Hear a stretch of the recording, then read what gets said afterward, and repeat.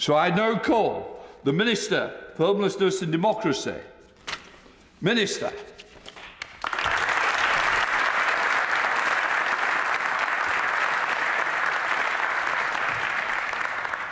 Thank you, Mr. Speaker. It's an absolute privilege to be invited to address the UK Youth Parliament today.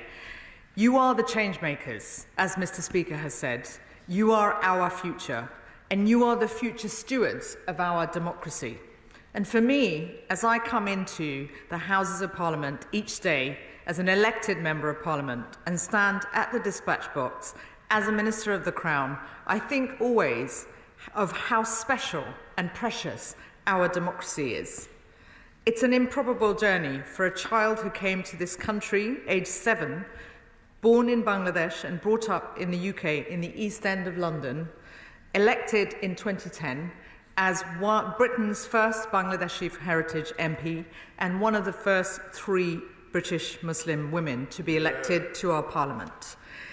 Parliamentary democracy is our gift to the world. It has inspired so many movements across the globe, and we are rightly and should be proud of it. But we have to always remember how fragile it is, and we all have a responsibility to protect it. It's our duty to be stewards of our democracy, leaving it in a better place than we found it. And that's why this is a reforming government dedicated to change. And that's why we are planning the greatest transfer of power from Whitehall to our communities in a generation, empowering communities and reviving our democracy. And that's where you come in. I know that you will shortly be debating a motion that calls for giving votes to all 16 and 17-year-olds. And I know that that has been a consistent request of youth parliaments since the first one back in 1999.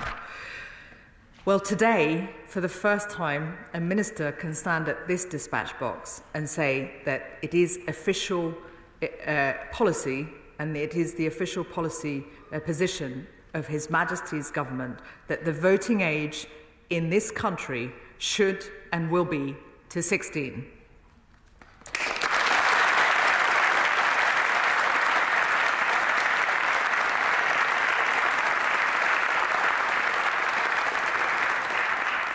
Those of you who are 16, you can work, you can pay taxes, leave home, join the army, so why should you not be able to vote as well?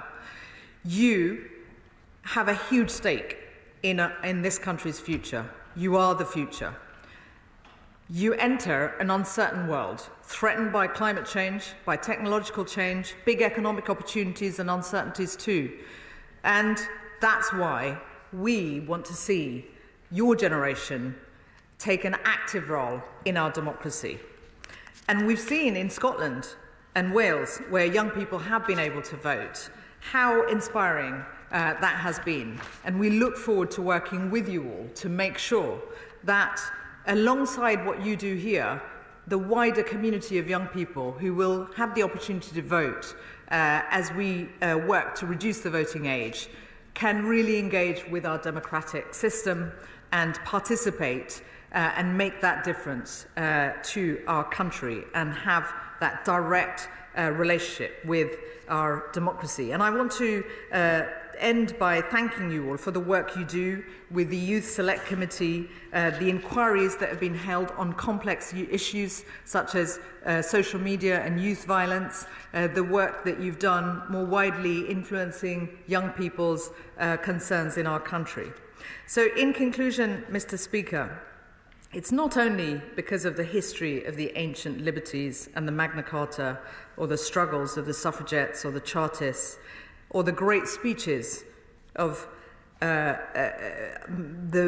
incredible figures of our country, prime ministers, campaigners who changed the face of our country, that I am inspired, and I was inspired to enter public life and politics. It's the possibilities and hope that you give us of an even better future.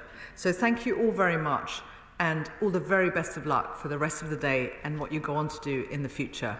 Thank you.